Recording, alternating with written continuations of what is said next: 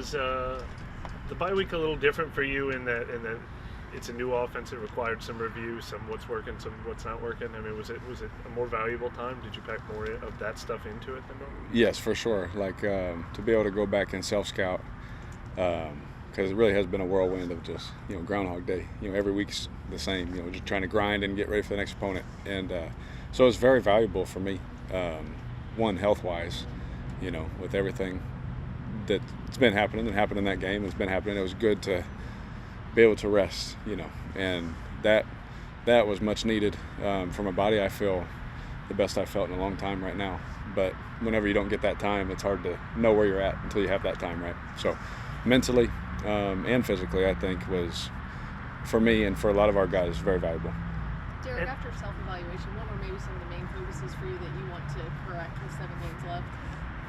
I'm never going to tell you the things I write down. You ask such great questions. You really do. I'm so sorry.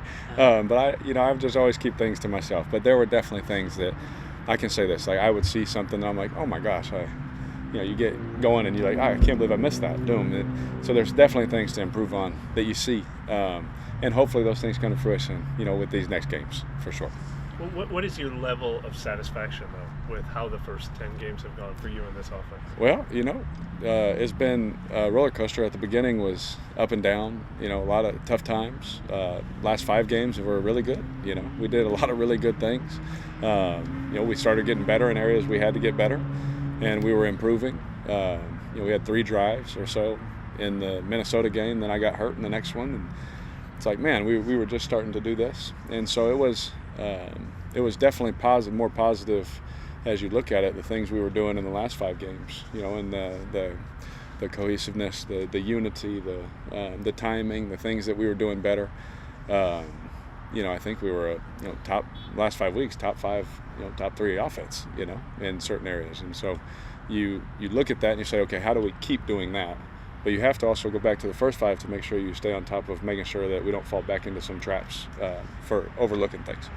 Were you also dealing with was it like a aggravation in your shoulder in the Minnesota game? Yeah. Or was it new? It was not new. Okay. No, it was just basically the same thing.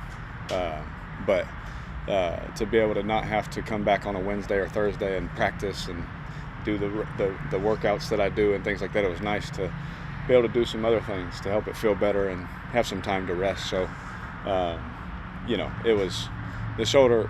I don't think would have kept me out. Yeah. But it was definitely something. Did that require any rehab during the bye week, or was that more just you needed rest? I was here every day. Yeah, I was here every day getting rehab. I had to, and then plus with the protocol stuff, that I think since my last concussion, I got my rookie year. The protocol has definitely changed, and there's a lot of stuff you have to do. So I was here all week, but it was all right. My kids had school, so it was good. Hey, Derek, how much do you miss when you miss a guy like Michael Thomas? How do you kind of make up for his productivity with someone else? Yeah, I've always said, whenever you lose a player, it's always next man up in football, but you can't just replace somebody. Someone has to fill that role, but they're going to fill it in a different way, and they're going to be them. They're going to be who they are. And so, while Mike is out, you miss him, you love him to death, you love his tenacity and his work ethic and his, the violence that he plays with. But it's a great opportunity for other guys to step up. And, that's how I got my chance in this league, there was an injury and I got to play in a preseason game and I did well. And, man, I got to find out who I was, And so, it'll be a great opportunity for guys to have an opportunity to play and make a name for themselves while Mike is resting and rehabbing and hopefully get him back as soon as possible. When you talk about the protocol changing a bunch in the last 10 years, what do you mean by that? What's Yeah, just some of the things they ask you to do. There's different levels and tests you have to take and to clear. I thought it was a lot back then, but even now it's even more strenuous and a lot of detail. They really, you could tell that there's been an emphasis, and since I had my last, concussion protocol or whatever, there's definitely been an emphasis made there to improve that area, and they're doing everything that they can. I would say from the league's point of view and from our team's point of view that they're doing everything they can to make sure that you are safe, because at the end of the day, I'm not going to play football for another 20 years. I got a life to live after this, and they want to make sure that guys are all right. They're there for their families and all this way down the road, and so you appreciate it. sometimes frustrating as a player in the moment, but you appreciate it like as a husband and as a dad for sure. Yep. Does that make you feel more confident going back out there, knowing that you not do all these maybe extra steps compared to? Oh yeah, and what's I think they put those steps in place for probably guys like me that if it was back then I would be like I'm fine. I would have went back out there no matter what, and so you appreciate people taking care of you in that way. There's protocols in place for it. You have to pass them or you can't play. So I definitely feel confident for sure. I'm good. How perfectly timed was the bye week for you and the team, considering the situation, the physical and the mental hurdles already that are going on this year? Yeah, I know for me personally, I needed it, and it was great timing. It was great timing. You always want a bye week later in the season, but if you think about it, from training camp on, that's a lot of football, in a row, and it's a grind, and it is what it is, and you get excited about it because that's what you work all off season to do, but you don't know how tired you are, how bad your body feels until you get some time off, and then you feel, that next Wednesday practice when you do go out there, how much better you feel and rejuvenated and all that. So, I think for me personally, I can speak for that. It was great. I can, other guys on the team, talking to them, it was much needed. But we're excited, man. We're in first place after everything we've been through and haven't been played perfect on both sides yet. And we feel like, man, if we can just bring that together and let's just see what we can do down the stretch. It's an exciting time for us for sure. How does that feel, the fact that everything that has gone on has been as good as you want it to be, but you're still in first place in the division? Yeah, I mean, that's number one goal is you want to win the division, and we have a great challenge this week to try and keep that lead. And they're gonna, we're gonna go into their place in a hostile environment against a really good football team that wants nothing more than to beat us up. And so for us, it's going to take a great game, a physical game, a violent game, and but hopefully coming off this, we're rested, ready to go with the right mindset for this stretch run. Derek, You lose Michael Thomas, but you get a little extra time to put Mark West Callaway. How was that starting out initially with chemistry? Yeah, he's been great. I've loved being around him. Obviously, the guys all know him from being here previously, but for me, just getting to know him, he's just such a great guy. He's a great practice player. Works really hard, and so when his number is called, I know that he'll be ready for sure. You can see it in his demeanor and his body language for sure. Derek, being in first, heading off the bye week and into a rivalry and your first time in this rivalry, do you feel like it does give you guys some juice being in first place and being able to hold on to that heading into this game? Yeah, and it's I say that to be positive, but at the end of the day, first place right now means nothing. So we understand that. Yes, we are happy about that. Even with not playing perfectly, at the same time, defensively. But at the same time, we understand the work that needs to be done to keep that. We understand the challenge that lies ahead for us to be able to hold on to that. And so I think a lot of guys spend a lot of time resting, relaxing, getting their minds right, getting their bodies right, to make sure that, first time, this season we play Atlanta, that we're ready to go, because they're a really good football team, well coached, they play hard. Great scheme, and great players. So we got to bring it, and so hopefully we're ready to play. Derek, what are one or two of the most encouraging things that you think you guys did find during that 5-game stretch you were talking about? Well, I thought some of the things we did, we ran the ball well, especially in that Minnesota game. We started to run the ball well, under center and things like that. I thought that was positive. The passing timing and protection, was better in those last 5 games. I know the offensive line was working hard. I was working hard. The receivers, tight ends, backs, we're all working hard to improve. And everyone always says that you want to play your best football at the end. And hopefully, we keep doing this improving, and it all comes together at the same time, both sides of the ball. Because at the end of the day, all we want to do is win. But I thought those were a couple areas that we started to improve and do things better. Doesn't mean we'll do them better, by just sitting on the couch.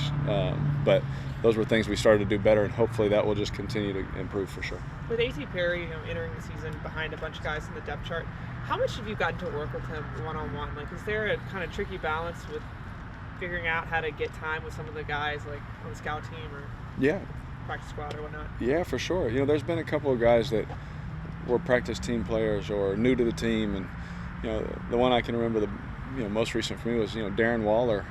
He was a guy that we got off Baltimore's practice squad, and he gets out to practice. I'm like, I should probably spend some extra time with this guy, and I would spend time throwing his rep in the one-on-one or throwing his rep in the routes on air and things like that. And AT was a guy that I got to work with a little bit in the off season, when the OTAs, Mike wasn't in the OTAs, and rehabbing and doing those things, and got to know him a little bit there. And then in training camp, there's days where some guys have rest days and things like that. Well, he was out there and he was playing, and we got to work there, and I got to even just to watch and take in the reps, because you know how this league is. Everyone, you got to be ready to play at all times. There's a lot of games, a lot of injuries, and so I was paying attention to him, and I think very highly of him. I think that he's going to be a really good player. I think he's young, he's raw, but I'm excited for what he can potentially do for sure. When you have 6'5" on the outside, does that, I don't know, change, but do you adjust how you kind of read things when okay, he can get up higher than anybody else? There's some different type of throws you can make for sure. For a guy like AT, I've always had guys that I love to throw to. They can go up and get a football. Waller was one. Andre Holmes was another guy I love to throw the ball up to. Crabtree was another guy. These guys that's kind of their style of play. It's always nice to have that. You can't have just 10 of those kind of guys. You want to be able to do different routes and different things, but the thing that impresses me the most with AT is he can play those, but he can drop his hips and run routes too. And at the line of scrimmage, he's really good. Usually bigger guys, they just kind of make one move and go. He's got a release game, and he can play the game. And so there's things that you see in him that, yes, there are things that he can do, but he can also do some of the other stuff that you like that other guys can do too. You can roll all the way to the left sideline and throw across the field to the right sideline. Do I think I'm capable? I'm capable. Do I, in that situation when I've thrown it, probably done the same thing? Will we do that every time? I don't think we'll do that every time. But it was encouraging. It was good. I think my favorite part is that when he was in the game, though, what I can remember when I was in, when I was in there was, his confidence in the huddle. He makes his first NFL catch. Then he comes back and I slapped him. I said, "Congrats," and he just blacked out, like he's just ready to play. And I was like, okay, I like this guy a lot. And then we missed on one, and it's a good teaching moment. Like that stuff's going to happen with a young guy. It's like, hey man, if you feel this, do this. And he's like, okay. And his demeanor wasn't like, oh, in the head down, all that. His body language was great. He's like, I got you. Next time I'll do it. And so I learned a lot about him just from that little bit of time. But I don't know if I'll do that every time. Derek, what do you make of going back to the Falcons game in the States and everything, that you guys are already in the driver's seat now, but if you win this one, you're more in the driver's seat, or you guys have the odds, if you guys win, are like 82% to make the playoffs. Just what do you kind of make of the stakes of everything involved? Well, that's huge. At the end of the day, I've been on a team that had almost little to no odds to make the playoffs, and we did. We had an interim coach, a whole bunch of guys that nobody wanted, and we were able to do it. And so the percentages and all those things don't mean anything until that last week and all the games are over. But for us, the main thing will just be to remain that we can't give in to complacency. When it feels good, when you're doing well, you can't give into that. You got to be uncomfortable. You got to push. You got to go, because that's what other teams are coming to do. When you're in front, people are coming to get you. And I know that. Even when I've been on teams that weren't in first, you're looking at that team right ahead of you, and you're like, all right, well, they're going to get our best shot. Because that's what we got to do. So we can't get complacent. We got to be ready to go. Did you get to see it in the second half of the game? A little bit, yeah, a little bit. I had seen my family just so they could get out real quick, and then I was with the doctors. But I got to see it a little bit for sure. Yeah, but I watched it afterwards. Yeah. Yeah. But I could hear the crowd. I meant during the game. Yeah, I figured you watched it. In the locker room, I could hear the crowd reaction, so I kind of, kind of knew what was going on. I kind of knew what was going on. Yeah. Was it kind of just deja vu in terms of AFC North road trips? It seems like that's kind of a rough couple of games. For going what? Green Bay. Oh! You talking about deja vu of getting hurt? Yeah. Oh yeah, man. Like I've never been hurt this much in my life in one season. So it's been, if I'm honest, if I'm human with you for a second, it's been a little frustrating. You work really hard in the weight room and things like that to try and prevent as much as you can, take care of your body, all that. So that part's been a little frustrating, but I had a week off to get back right. So we'll be ready. Thank you, dude. Good. Thank you.